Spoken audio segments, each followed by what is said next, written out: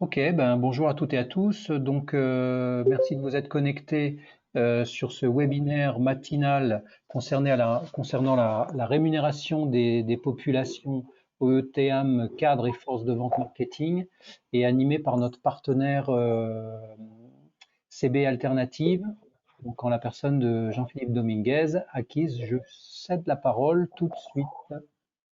Très bien. Merci Philippe. Bonjour à tous. On vous fera parvenir également la présentation. Je dirais on va se donner 1 heure. Programme assez dense parce que vous avez vu comment on a essayé de vous donner des éléments sur les 3 populations. N'hésitez pas, parce que moi j'ai l'écran, j'ai ma présentation en plein écran, donc je vois plus les caméras ou les commentaires. Si vous avez des questions, n'hésitez pas à intervenir, je dirais, pendant la présentation ou donc à la fin. J'ai aucun inconvénient à ce que vous fassiez, je dirais, en cours de présentation. Voilà. Je me présente très rapidement. Je suis un des cofondateurs de CB Alternative. On existe depuis 15 ans maintenant. Et à l'origine, on a créé CB Alternative pour répondre à la demande des entreprises concernant je dirais les éléments de rémunération de leur population OETAM sur les sites de prod. C'est vraiment une demande spécifique et ça correspondait à un vrai besoin. Ça correspond toujours d'ailleurs, parce que c'était une époque où on commençait à avoir beaucoup de départs à la retraite, puis des tensions qui apparaissaient sur certains métiers. Voilà. On a 4 parties donc dans la présentation avec la première population ETAM, ensuite les cadres opérationnels, force de vente et marketing, puis une 4e, c'est juste une diapo, on verra plus tard une enquête que nous réalisons sur l'épargne salariale, la protection sociale et la prévention santé. Voilà, je vous présenterai sur une seule diapo. Sur la population OETAM, je dirais, une première question, c'est pourquoi finalement une enquête spécifique sur cette population?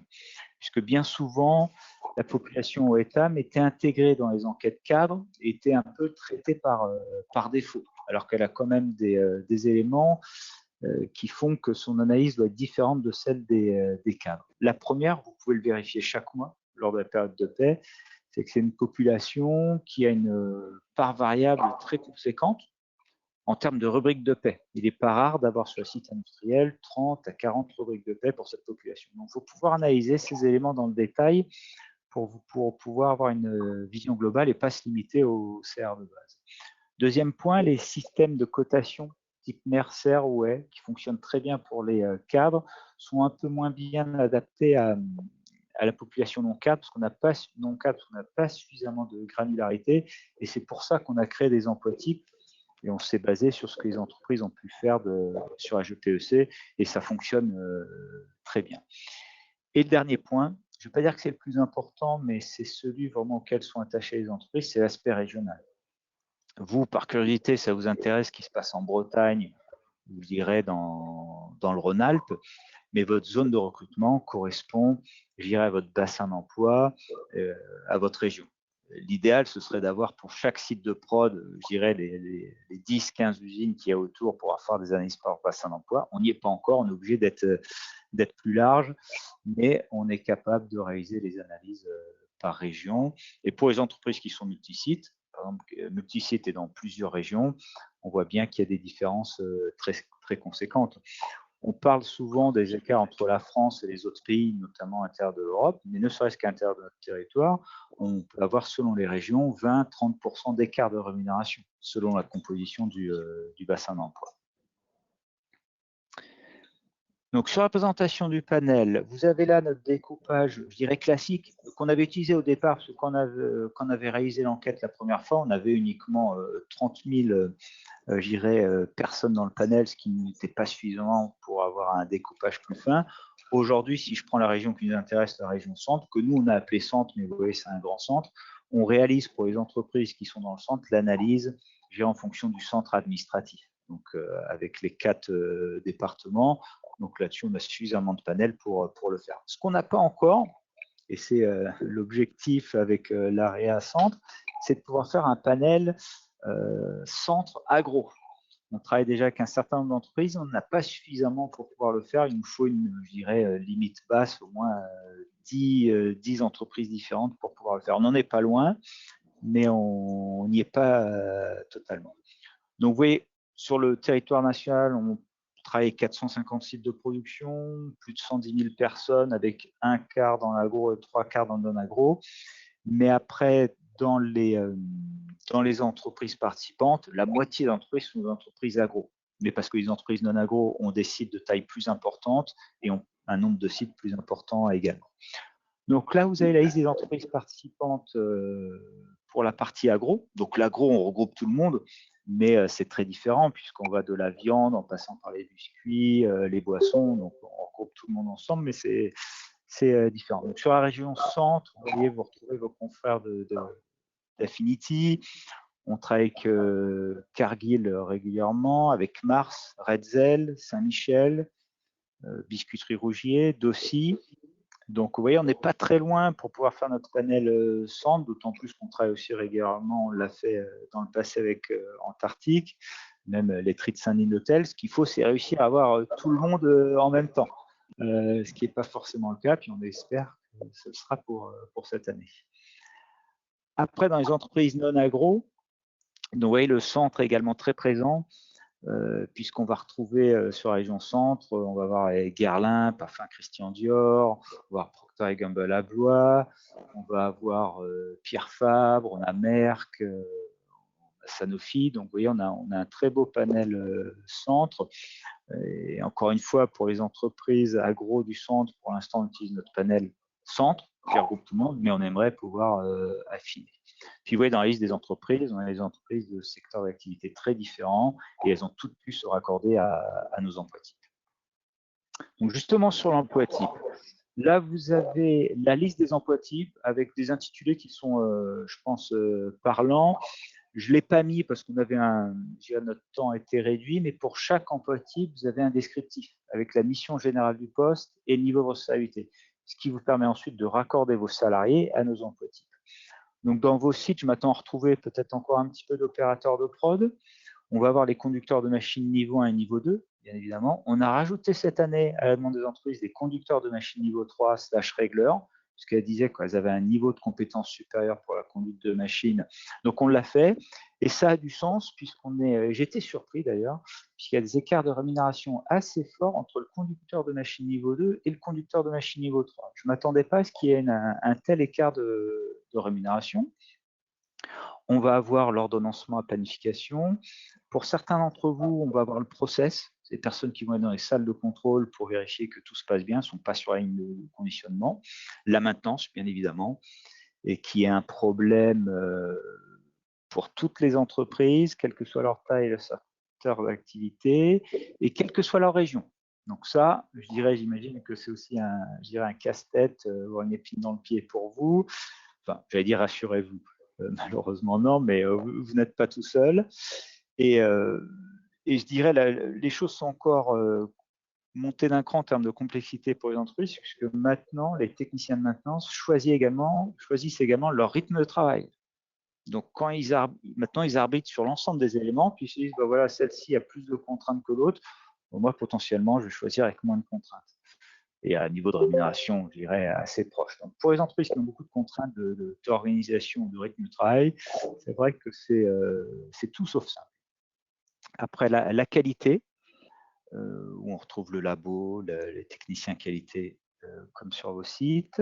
Vous avez le bureau d'études R&D, la logistique, qu'on a changé cette année, où on rajoute, on est en train de finaliser, mais vous voyez, on avait le magasinier préparateur où on trouvait les magasiniers et caristes. Et là, on va affiner puisqu'on va avoir nos magasiniers et on va avoir les caristes et on va avoir le chef de quai. Donc comme ça permet d'avoir un peu plus de finesse et d'analyser mieux ces métiers.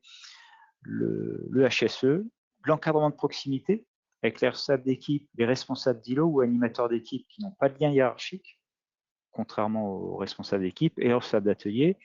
Les fonctions support, avec les techniciens informatiques industriels qu'on commence à avoir dans beaucoup de sites, et donc on a rajouté cette année. Et pour ceux qui sont concernés, les métiers spécifiques du travail de la viande.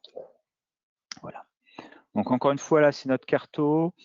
Je pense que sur vos sites, j'ai aucune inquiétude. On devrait pouvoir raccorder au moins 85% de vos salariés. Après, il y a toujours des postes atypiques, mais vous allez pouvoir retrouver les métiers qui vous concernent et des bases de comparaison. Sur la partie quanti, parce qu'il y a un volet quali que je n'ai pas mis, même chose qu'on avait un timing serré, mais on vous interroge sur tous les dispositifs qui peuvent exister, sur les packages de rémunération, ça vous donne des éléments de rémunération. Mais après, quand on analyse la rémunération de vos salariés, là sont les informations qu'on vous demande. Vous avez date de naissance, puisqu'on vous positionne ensuite à tranche d'âge équivalente. Alors que vos techniciens de maintenance de moins de 30 ans, on le compare à des techniciens de maintenance de moins de 30 ans. 30, 40, 40, 50 et 50 et plus. Non pas que les entreprises les rémunèrent en fonction de l'âge, mais on voit bien qu'il y a un lien entre l'âge et la rémunération. Donc, ça permet d'affiner et de ne pas vous alerter inutilement. Par exemple, si je reste sur la maintenance, l'âge moyen, c'est 42, 43 ans. Votre jeune de 27 ans, si je le compare à l'ensemble du marché, il y a 15 ans d'écart. Très probablement, il va ressortir avec un positionnement négatif. Ça va vous inciter à accélérer peut-être le rythme de progression de sa rémunération. Mais à 27 ans, si vous le mettez au niveau de la rémunération du marché qui a 42 ans, quand il a 42 ans, vous faites quoi? Il y a un moment, et ça permet d'affiner. Genre, parce qu'on peut faire les analyses hommes-femmes, l'ancienneté, mon coefficient au niveau échelon, le statut qui peut être une piste d'évolution. Même chose, vous pouvez rendre compte que vous, vos équipes ont un statut ouvrier, puis on se rend compte dans les autres entreprises, c'est plutôt un statut technicien. Ça vous donne des éléments de comparaison. Donc, le métier par rapport à notre cartographie. Et après, les éléments de rémunération, où là, on vous en demande beaucoup, c'est vrai. On vise à être exhaustif, mais c'est absolument obligatoire pour pouvoir analyser votre positionnement dans le détail, pour que votre positionnement ne soit pas une boîte noire. Si par exemple, je vous dis que vous êtes à plus 15% par rapport au marché, oui, bon, bah, on est à plus 15, mais d'où viennent les 15%? Est-ce que c'est notre salaire de base? Est-ce que c'est notre ancienneté, etc. Donc, dans la liste des informations qu'on vous demande, vous avez le salaire de base sur 12, 13 ou 14 mois, les primes sur objectif quand elles existent, les primes d'ancienneté, les primes d'équipe. Ensuite, vous avez un gros bloc où on regroupe les primes liées aux conditions de travail, à l'organisation du travail et à l'exécution normale du travail. On retrouve les primes non liées aux conditions de travail, donc c'est les primes vacances, les majos, nuit, samedi, dimanche, jour férié, heures supplémentaires, l'intéressement participation. Donc là, on vous demande l'ensemble de ces éléments. À partir de là, on va calculer 4 agrégats. Salaire de base, salaire total hors majo, où on intègre la prime d'ancienneté et toutes les primes, salaire total, où on intègre vos majorations, et total cash, on intègre l'intéressement participation. Ce qui va nous permettre, quand on réalise de votre positionnement, de voir où est-ce qu'éventuellement vous creusez l'écart dans un sens ou dans un autre par rapport aux autres entreprises. Et ensuite, derrière, de prendre éventuellement les décisions qui permettent de corriger certains éléments. Comment on procède? Première étape, on réalise, je dirais, un positionnement large, le site dans son ensemble. Le site de Tours, par rapport aux entreprises de la région centre, on voit qu'on est un peu en retard en salaire de base. Quand on ajoute les éléments variables avec salaire total hors majo, on rattrape la médiane. Quand on rajoute les majorations au salaire total, on est sur un médiane. Puis quand on rajoute l'intéressement de participation, on passe un peu dans le vert. Bon, le code couleur, c'est nous qui l'avons choisi, mais on peut le modifier. On est dans le vert, on est au-dessus de la médiane. Après, en fonction de vos caractéristiques, vous pouvez décider que ce positionnement est plus ou moins favorable. Par exemple, hier, j'étais chez un de vos confrères de l'agro, mais en Normandie, où ils travaillent 364 jours pendant l'année et 24 heures sur 24. Donc, ils ont d'énormes contraintes de production. Donc, quelque part, pour eux, le positionnement par rapport à médiane n'est pas un bon positionnement, parce qu'ils seraient, je dirais, sur la médiane, sachant qu'ils travaillent tout le temps, alors que les autres, en simplifiant, sont sur la médiane en travaillant 2 jours. Donc, selon vos contraintes, vous aurez interprété votre positionnement et voir comment vous l'appréhendez. Ensuite, on vous le prépare en fonction de l'âge. Ça vous permet de voir, tiens, les jeunes qu'on a recrutés, qu'on est en train de former, est-ce qu'on n'est pas en train de prendre le risque de les former pour les autres entreprises? Donc, ça vous permet de valider ce point. On vous le prépare emploi type par emploi type, puisque vous pouvez vous dire, tiens, sur l'ensemble du site, on est plutôt bien positionné, mais quand on rentre dans le détail, on se rend compte que sur la conduite de machine niveau 2, on est peut-être un petit peu juste, et puis vous vous rendez compte en échangeant avec le service RH et vos opérationnels, vous avez fait des offres qui n'ont pas été acceptées, vous avez eu du mal à avoir des intérimaires, vous avez peut-être une ou deux personnes qui sont parties. Donc tout ça, je dirais, sont des signaux qui s'allument. Puis quand on met le positionnement de la rémunération dessus, on se rend compte qu'on est un petit peu en dessous. Donc ça permet de vérifier ce point. La maintenance, j'ai fait exprès dans notre exemple, Là, tous les feux sont au rouge, bien évidemment, il faut réagir très rapidement. Et après, selon les métiers, on peut avoir des choses différentes. Ce qui permet d'affiner. Et le dernier niveau, c'est quand vous le préparez personne par personne.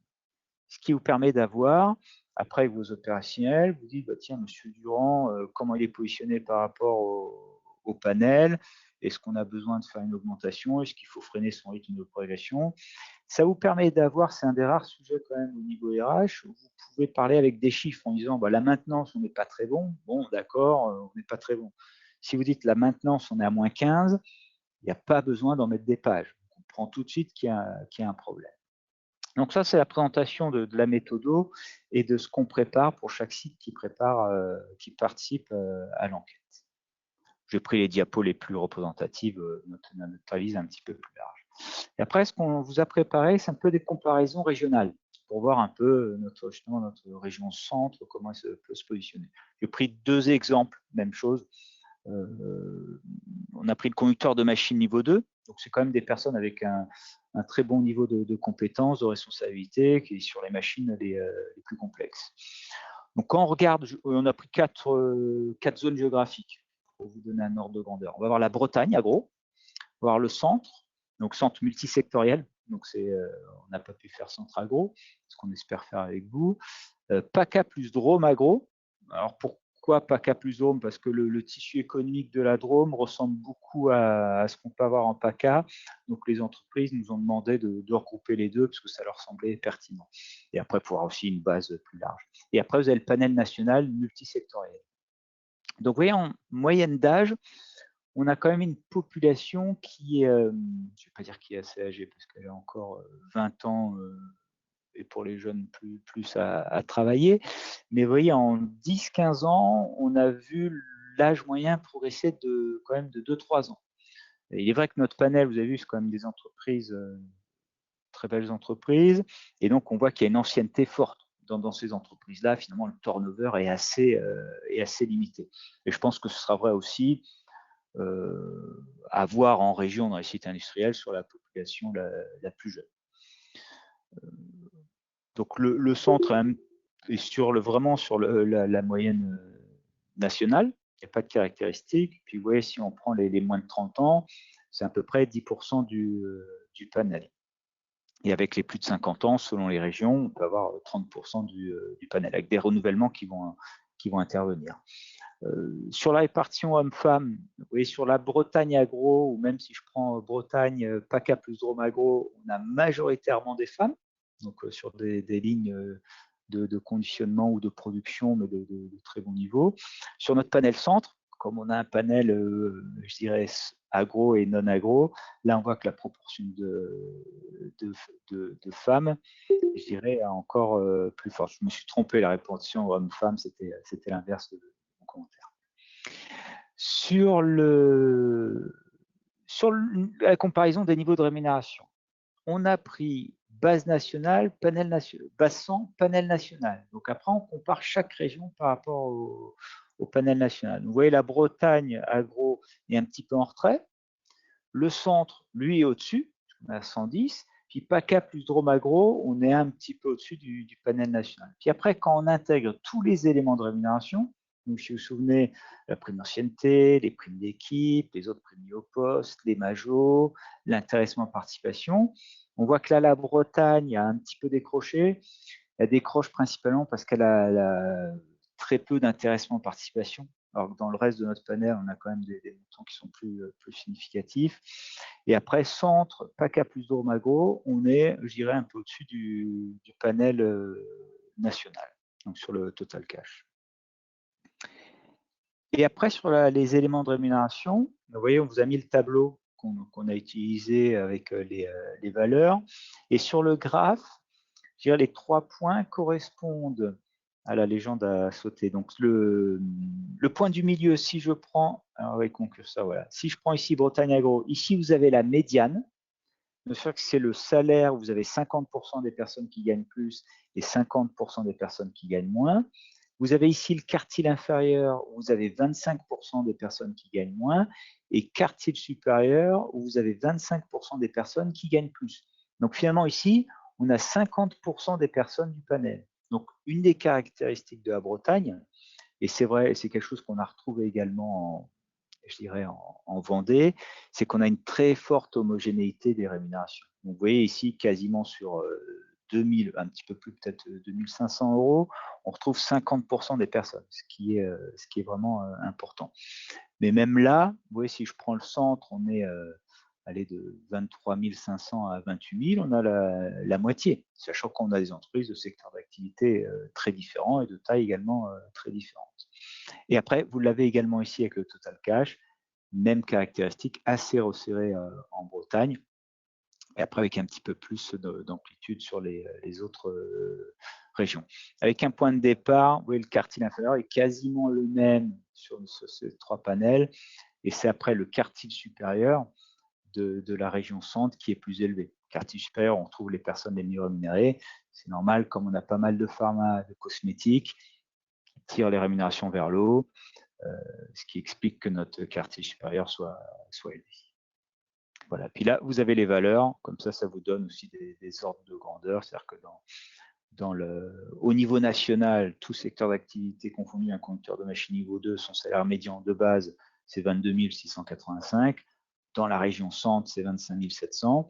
Est-ce qu'on a une valeur différente sur l'agro?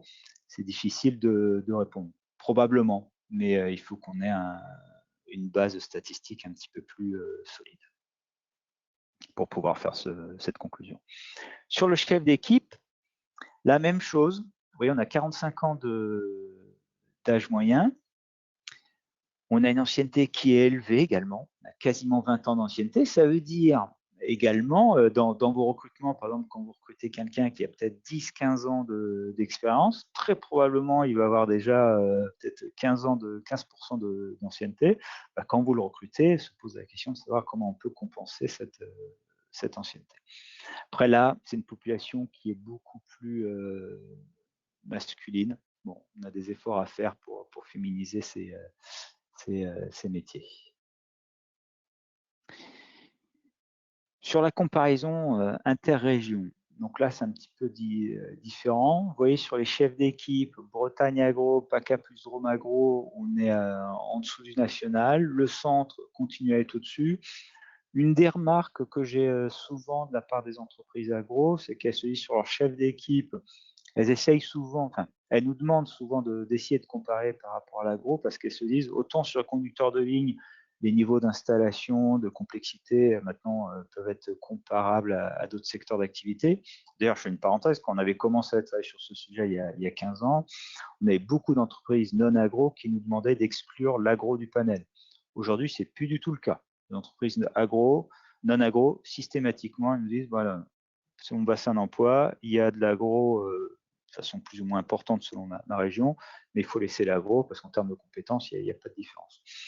En revanche, sur les chefs d'équipe, souvent, c'est une remarque qui me vient des entreprises agro, elles estiment qu'elles ont des chefs d'équipe un peu moins musclés que dans les secteurs non agro. Souvent aussi, c'est des personnes qui peuvent progresser en interne, donc ce qui peut expliquer un peu les écarts de rémunération. Et après, sur le total cash, on retrouve un peu la Bretagne, PACA plus Drôme Agro un peu en dessous, et là, la région centre au-dessus du national avec notre panel multisectoriel. Sur les éléments de rémunération, vous voyez toujours, là, PACA plus Drôme et Bretagne assez resserrés. On a le centre avec une belle amplitude, ce qui laisse croire qu'on peut avoir des situations différentes, parce qu'entre 33 000 en quartier inférieur, 43 000 quartier supérieur, là, ça nous donne comme ça commence à être une amplitude forte. On le retrouve sur Total Cash. Et vous voyez, sur les valeurs, on a une région centre qui est vraiment très bien positionnée avec un panel, voilà, je pourrais dire un panel musclé. C'est là aussi où l'industrie a un rôle à jouer, à communiquer, c'est en disant, effectivement, vous avez des contraintes qu'on ne peut pas nier, mais après, en termes de niveau de rémunération, c'est des niveaux de rémunération qui sont supérieurs à ce qu'on peut avoir, je dirais, dans les métiers de service. Donc ça, je pense que c'est un point fort à mettre en avant, voire à communiquer pour pouvoir attirer les jeunes, puisque ça fait partie je dirais, du package d'attractivité, en plus de l'activité de la marque employeur, mais le package de rémunération, c'est-à-dire c'est le plus important, mais ça fait partie des éléments du top 5. Donc, il faut pouvoir communiquer dessus. C'est ce que fait, par exemple, ouais, la Free Paca, qui est l'équivalent de l'AREA Centre. Bon, c'est l'AREA Sud maintenant, d'ailleurs. Et ils communiquent dans la presse sur les niveaux de rémunération observés dans les entreprises de la région pour pouvoir mettre en avant cet aspect-là et pour dire, voilà, on parle souvent que l'agro ne rémunère pas, mais ce n'est pas forcément le cas. Voilà. Donc là, sur les noms cadres, on a essayé de présenter rapidement les comparaisons puis les éléments qu'on peut vous préparer, sachant que bon, quand vous restituez les éléments, vous avez les résultats sur l'ensemble des emplois types, donc c'est assez dense. Sur les cadres opérationnels, donc là, les cadres, on a créé ce volet sur les cadres opérationnels, donc on se limite aux cadres dans les sites de production, à la demande des entreprises agro. Puisqu'il me disait, Jean-Philippe, on a panel OETAM avec le panel qui nous convient. On a des enquêtes cadres où là, souvent, c'est panel national avec des sièges parisiens. Et moi, quand je suis en région, je ne m'y retrouve pas forcément parce que mon responsable maintenance, je peux le comparer à des personnes qui sont également sur des sites de prod. Donc, c'est pour ça qu'on a créé ce volet sur les cadres opérationnels avec 9 filières. Donc, vous voyez, une fois que vous avez mis la direction, la prod, la technique, la logistique, QHSE méthode, finance, RH, R&D, achat et DSI, vous avez quasiment tout le monde sur site. On a rajouté la DSI cette année. On ne l'avait pas avant. Sur les sites de prod, si on n'a pas le siège, on peut manquer quelques fonctions, mais c'est assez rare. Là, normalement, même chose, vous pouvez intégrer la très grande majorité de vos cadres, sachant que notre panel, il y a uniquement des sites de production. On a 3 niveaux pour les distinguer, on a 3 niveaux de responsabilité, puisque je dirais un directeur de site de 50 personnes et un directeur de site de 500 personnes, c'est pas la même chose, donc il faut pouvoir les distinguer. Donc pour chaque filière, vous avez 3 niveaux, ce qui permet d'affiner avec les jeunes ingés en niveau 1, après les profils qui maîtrisent le poste en niveau 2, puis après sur les plus grandes expertises, les plus grands sites, les postes les plus complexes, on va retrouver le niveau 3. Sur les niveaux de rémunération, sur les éléments de rémunération, pardon, là aussi, on vise à être exhaustif. On vous demande tous les éléments, mais c'est plus resserré que pour les OETAM. On demande l'âge, mais on ne fait pas d'analyse en fonction de l'âge pour cette population. Sauf ce qu'on fait de temps en temps, c'est qu'on analyse les jeunes diplômés. Par exemple, pour les jeunes cadres, on va prendre les moins de 30 ans. Ça nous donne les jeunes diplômés. Comme ça permet de voir un peu comment ils se positionnent. Et après, sur les éléments de rémunération, vous avez le salaire de base, prime d'ancienneté. Dans certaines entreprises, vous avez encore des primes d'ancienneté pour les cadres, les primes de performance individuelles, les primes de performance collective, les autres primes, souvent c'est des primes vacances, l'intéressement à participation. Et là, on va demander en plus la voiture de fonction et les plans de retraite supplémentaires. Comme ça permet d'avoir un peu une vision globale du package. Sur les agrégats, on calcule également 4 agrégats, mais un peu différents de ceux des OETAM, puisqu'on va voir le salaire de base. Salaire de base plus prix d'ancienneté, parce que vous avez les entreprises qui ont intégré dans leur salaire de base la prime d'ancienneté. Donc, quand elles se comparent, il faut qu'on ait les deux ensemble. Salaire total, on rajoute les éléments variables. Total cash avec l'intéressement et la participation. Sur les voitures de fonction, donc comme vous pouvez le voir, ceux qui sont concernés sont les directeurs. Si je devais faire simplifier, je dirais les seuls qui sont concernés par les voitures de façon vraiment importante sont, je dirais, les directeurs de site. Après, on peut en avoir pour les fonctions, je pense que c'est des sites de taille importante ou quand on est sur des multisites, vous voyez, c'est les niveaux 3, on peut retrouver des voitures, par exemple RH niveau 3, on a quasiment la moitié ont des voitures, etc. Donc là, ça vous donne des ordres de grandeur, en plus sur le montant de l'avantage en nature, ce qui permet de comparer vos véhicules. Donc on ne demande pas le modèle, parce que sinon ce serait impossible à comparer, on demande un peu le coût. Et après, sur la retraite supplémentaire, donc là, vous voyez, on a quand même 24% des personnes du panel qui bénéficient d'une retraite supplémentaire. Le montant moyen des cotisations versées par l'entreprise, ce ne sont pas les cotisations salariées, c'est quasiment 2 000 €. Et quand on fait une moyenne, c'est 3,2% du salaire de base. Donc la même chose avec comme la retraite, je dirais, est un sujet qui va devenir de plus important. Ça peut être un dispositif à mettre en place, ça vous donne des ordres de grandeur. Vous dites, voilà, ce que font les autres, généralement, elles font 3,2%. C'est une tendance lourde, hein. Ça varie un petit peu, on est toujours autour de 3% en moyenne. Voilà. Et après, sur quelques résultats, donc vous voyez, ce qu'on a essayé de faire, pour la première fois, alors généralement pour les cadres, on avait un panel, je dirais, multisectoriel. Donc on avait qui regroupait tout le monde.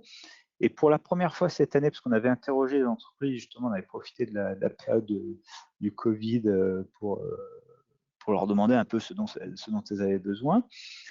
Et je n'avais pas anticipé ça, on leur avait demandé si elles voulaient qu'on distingue les entreprises agro et non agro. Et à ma grande surprise, pour les cadres, on a eu mais vraiment 80% d'entreprises qui ont dit bah oui, ça nous intéresse de pouvoir distinguer l'agro du non agro.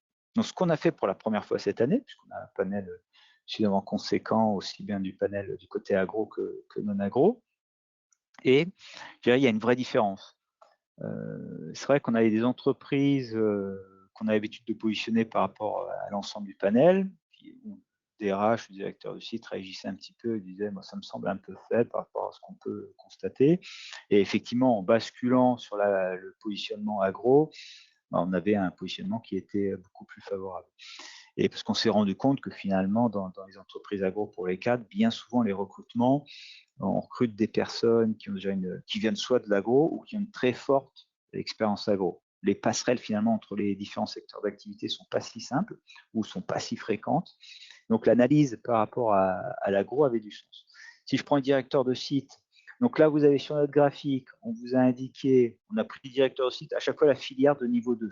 Voilà, parce qu'après on a le niveau 1 et le niveau 3. Quartile inférieur, c'est le bas de notre histogramme et de notre barre, et quartile supérieur, c'est le haut de la barre. Et pour calculer le moins 15, on a comparé les médianes. Donc sur les directeurs de site, je dirais un directeur de site d'un site agro a une rémunération inférieure de 15%, un directeur de site dans les secteurs non agro. Pour la logistique, supply chain, on est à moins 15. Pour la prod, moins 19. Et pour la filière technique, moins 19. Filière technique, c'est peut-être un peu plus dangereux. Parce que comme pour les techniciens de maintenance, où j'ai l'impression que la passerelle d'un secteur à un autre est possible, on n'a pas besoin de se limiter à l'agro. Pour les directeurs techniques, les responsables techniques, je pense qu'on a la même chose. Donc, il faut être assez vigilant sur ce point, d'autant plus que les tensions qu'on peut avoir sur les techniciens de maintenance, on la retrouve sur les cadres de la filière technique. On a beaucoup de demandes d'interrogation de la part des entreprises, donc ils surveillent de très près ce poste, parce que comme les non-cadres de la maintenance, les techniciens ont très fortement progressé en termes de rémunération sur les 10 dernières années, même chose avec le chef d'équipe de la maintenance, bah, ça s'est répercuté sur les cadres de la maintenance, qui eux aussi ont progressé. Ce qui perturbe d'ailleurs beaucoup les entreprises, parce que quand on travaille avec elles sur leur grille salariale, on voit bien qu'à un niveau de quand vous faites votre grille salariale, vous attribuez un niveau de rémunération par niveau de recevabilité, par coefficient selon les entreprises. C'est-à-dire pour faire simple, à coefficient équivalent, normalement, on est à peu près dans la même fourchette de rémunération, parce qu'on estime qu'on a le même niveau de recevabilité. Et quand on analyse la maintenance, bah, systématiquement, la maintenance, je ne vais pas dire elle est hors grille, mais quasiment. Parce que là, maintenant, ça a été tiré vers le haut, ce qui oblige aux entreprises, quand elles font leur grille salariale, d'étirer pour pouvoir intégrer la maintenance, mais ça peut laisser croire aux autres filières qu'elles peuvent aller sur ces niveaux de rémunération. Et on voit bien, quand on analyse les données en détail, que dans le nuage de points du haut de la grille de salaire, on retrouve la maintenance. Voilà, donc là, sur la technique, un point de vigilance, puisque c'est des métiers très recherchés. Donc ça, c'est sur le salaire de base. Et quand on intègre le total cash, donc prime sur objectif pour les non-cadres, intéressement, participation, on n'intègre pas dans le total cash la voiture. Vous voyez, sur les directeurs de site, là, on a une aptitude forte dans les secteurs non-agro, et l'écart par rapport à l'agro sur la médiane est de 30%. Sur logistique et prod, c'est à peu près la même chose, on est resté avec 14% d'écart, et sur la filière technique, Là, on a creusé un petit peu plus l'écart avec 24%. Donc, faut être vigilant. Voilà. Voilà pour les cadres. Même chose pour les cadres. Quand on fait votre analyse, on fait toute l'analyse, le positionnement individuel, vous avez tous les éléments et puis tous les résultats de l'enquête. Et après, sur la population, les forces de vente commerciaux et marketing, parce qu'on a regroupé les autres, les deux ensemble. Dans notre panel, on a uniquement les entreprises agro. Donc ça, c'est, je dirais, donc ce sont des métiers qui vous ressemblent. Et en plus, on a, dès le départ, ça a été une demande des entreprises, on a distingué la GMS de la RHD. Et ce qu'on a constaté, bon, là, la RHD, malheureusement, c'est une filière qui souffre beaucoup. Mais si on prend un peu si on regarde un peu dans le rétroviseur, sur la RHD, les niveaux de rémunération sont plus élevés que dans la GMS. Parce qu'on observe que bien souvent, il y a une rentabilité supérieure, des business models différents et des profils plus seniors. Donc, du coup, parce que c'est des personnes qui peuvent être amenées à négocier, alors que dans la GMS, souvent les choses sont cadrées, donc on constate des niveaux de rémunération plus élevés, mais vous allez voir après, j'ai fait une diapo sur ce thème-là. Donc pour la population commerciale, vous avez là la liste de nos emplois types. Donc l'avantage de cette population, c'est que les intitulés sont quasiment les mêmes dans toutes les entreprises, qu'elles soient petites ou grandes. Donc là, on retrouve quasiment tout le monde, et puis on va rajouter cette année les télévendeurs, donc à la demande des entreprises, donc on aura quasiment tout le monde normalement. Et pour le marketing, vous avez là la liste des emplois types aussi qu'on analyse. On a rajouté cette année les Insight Managers, que je ne connaissais pas. Du coup, on retrouve quand même dans pas mal d'entreprises agro, puis il y avait des niveaux de rémunération assez élevés. Donc, ça a du sens de pouvoir les intégrer. Sur les éléments de rémunération, ce sont les mêmes que pour les cadres. Donc voilà, donc là, même chose, on demande tous les éléments. Pour la voiture, on va même un peu plus en détail puisqu'on vous demande le montant de l'avantage en nature en fonction de votre mode de calcul. Est-ce que c'est 12 ou 9%? Parce qu'il peut y avoir des différences. Après, donc là, c'est les voitures de fonction. Mais après, on peut avoir des voitures de service. Et on le voit, on n'a pas systématiquement des voitures de fonction. Et puis, dans certaines entreprises, mais ça, c'est plutôt plus rare, on peut avoir éventuellement des indemnités kilométriques. Même chose, ça vous permet de comparer les montants des avantages en nature. Sur Naïs Canty, j'ai pris deux exemples. Vous voyez, on a, en fonction du marché pour les chefs de secteur, donc vous voyez, la courbe rouge, c'est pour la RHD. Donc, salaire fixe plus prime d'ancienneté et après total cash, j'ai pris les deux agrégats. Et après, l'ensemble, c'est la courbe orangée et GMS bleu. Alors, la courbe de la GMS et de l'ensemble fusionne presque parce que dans notre panel, c'est quand même très majoritairement des personnes de la GMS, donc ce qui influence très fortement la courbe avec l'ensemble. Mais vous voyez, la RHD se positionne 10-15% au-dessus. Et il y a un écart net, c'est-à-dire que auparavant, quand vous analysiez vos chefs de secteur, si vous aviez uniquement la référence ensemble des chefs de secteur, donc GMS plus RHD, ça pouvait vous induire en erreur parce que vous aviez l'impression que vos chefs de secteur RHD, ils étaient très nettement au-dessus, donc ce qui vous potentiellement vous disiez il faut freiner un peu le rythme de progression parce qu'ils sont dessus, et ça vous incitait à tirer vers le haut vos chefs de secteur GMS. Et quand vous analysez dans les détail, du coup, ça vous permet d'affiner votre analyse. Donc, l'hypothèse des parts d'entreprise où elle disait on pense qu'il y a un écart a été vérifiée. Et du coup, quand on fait les analyses, on sépare les deux, également pour les chefs de vente, pour vous donner cette finesse. Et après, ce qu'on regarde également, vous voyez, pour les chefs de secteur, en fonction de l'âge, effectivement, même chose, que sur les chefs de secteur, on peut avoir des jeunes, voire des très jeunes. Il faut pouvoir affiner, puisque là, vous voyez un écart quand même significatif entre ce qui s'explique, hein, entre les moins de 30 ans, 30-40, et après 40-50 et 50 et plus, on voit que c'est, j'ai envie de dire, c'est quasiment la même chose. C'est-à-dire qu'on progresse. Après, c'est un peu brutal comme césure, mais on va dire à partir de 40 ans, bon, voilà, on est sur un couloir de rémunération, mais les progressions sont quand même plus faibles. Donc la même chose, l'objectif c'est toujours de mettre à votre disposition les éléments qui vous permettent d'analyser dans le détail votre positionnement, d'avoir une vision claire des choses. Donc selon les demandes, on peut affiner en fonction de l'âge parce qu'on a des choses un petit peu différentes. Voilà. Donc pour les commerciaux aussi, comme pour les cadres de ETA, vous avez tout le résultat de l'enquête, l'analyse. Et il y a une partie quali que je n'ai pas présentée là, même chose sur un timing serré.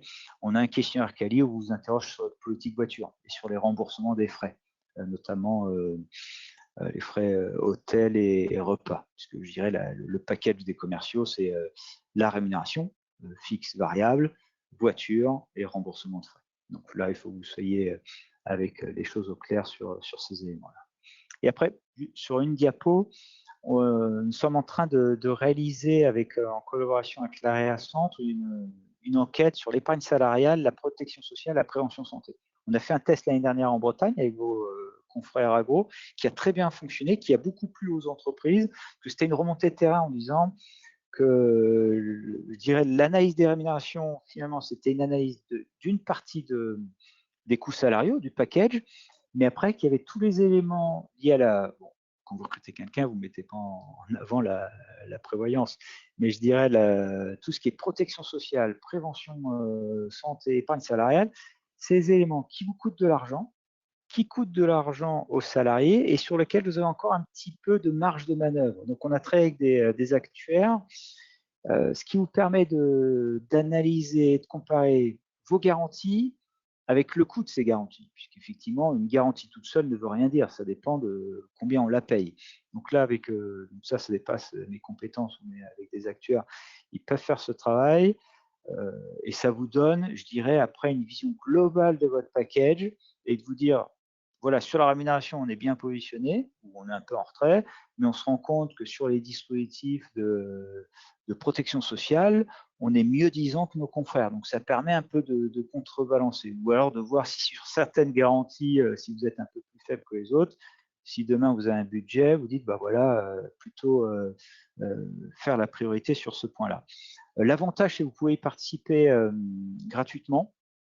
Je vous ferai parvenir le questionnaire. N'hésitez pas à le faire.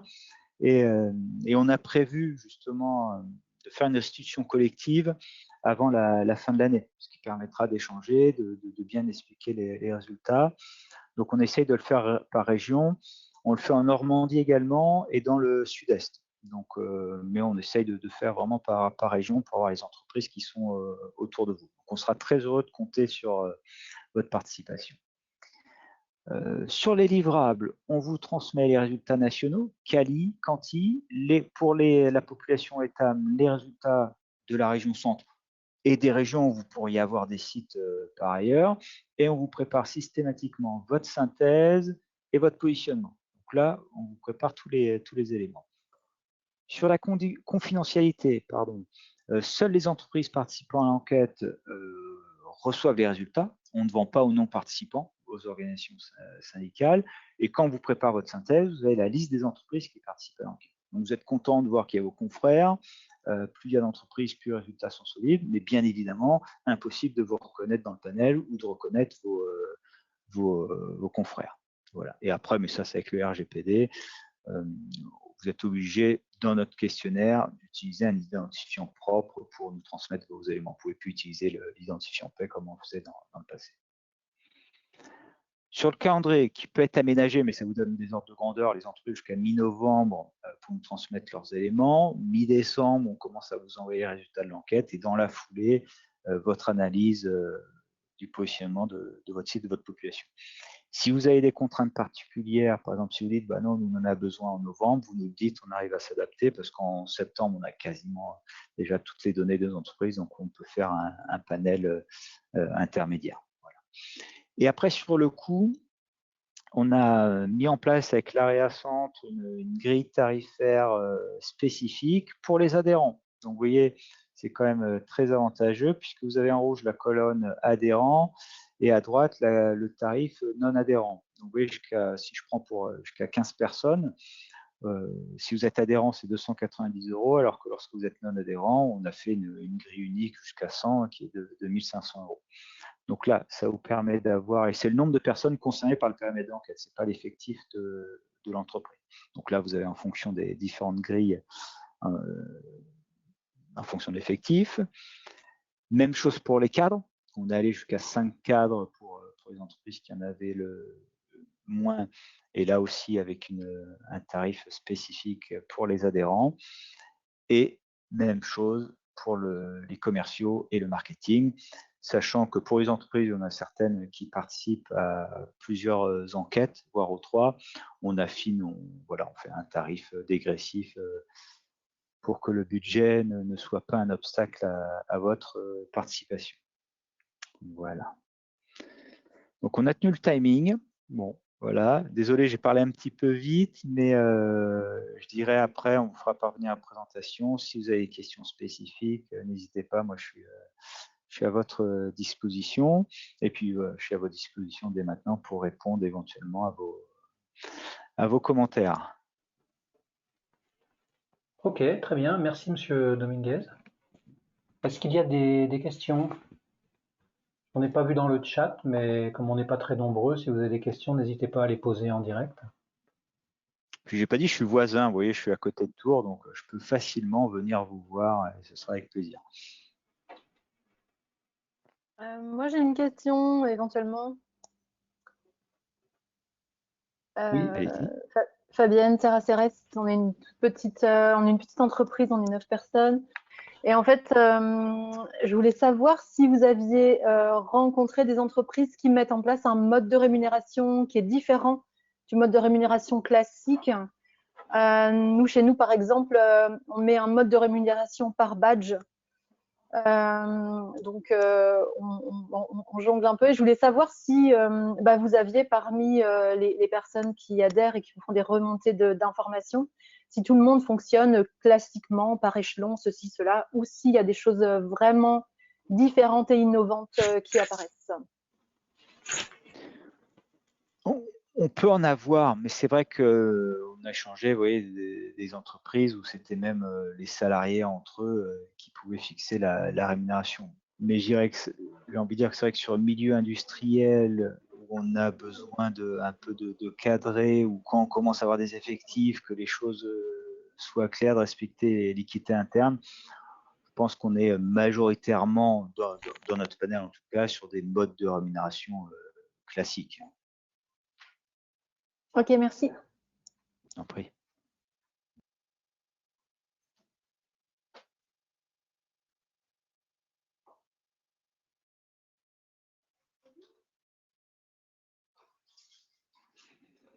Est-ce qu'il y a d'autres questions?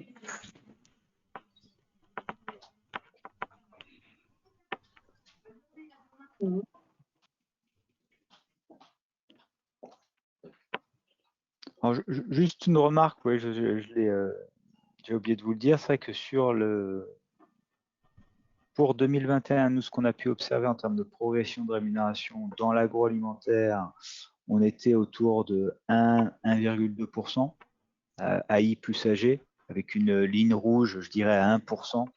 Les entreprises disaient, souvent, on a continué à travailler pendant le confinement, les choses ont été compliquées, mais on a réussi à le faire. Et psychologiquement, a priori, c'est difficile de faire moins de 1%. Donc là, c'est ce qu'on a pu constater. Et puis là, peut-être avec une reprise de l'inflation, donc là, des discussions qui commencent à arriver pour avoir des budgets plus conséquents. Une autre remarque sur la maintenance, c'est que sur les 10 dernières années, la maintenance a bénéficié d'une enveloppe supérieure de 1% aux autres populations, chaque année. C'est-à-dire que quand, par exemple, l'enveloppe pour l'entreprise était de 2%, la maintenance, elle, avait 3%. Et donc ça, sur 10 ans, ce qui a causé des écarts importants. Et pour les entreprises qui étaient en retard sur cette population, ça, je dirais, ça a obligé à avoir des budgets de rattrapage très conséquents. Voilà.